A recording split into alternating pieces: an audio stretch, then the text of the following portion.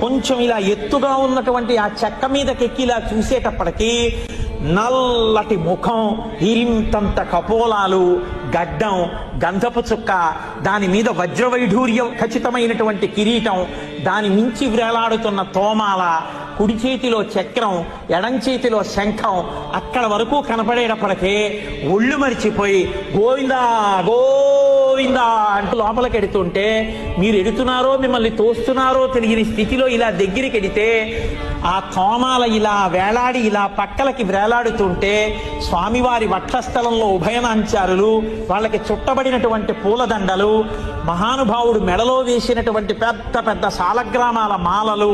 ఆ కడుపు, కొద్దిగా ఇలా వంగినటువంటి నడుము, దానికి పెట్టుకున్నటువంటి బ్రహ్మాండమైన వడ్డానం, ఆ చేతి వంక చూస్తే మణుల చేత పొదగబడిన ఆ చేతిని చూసి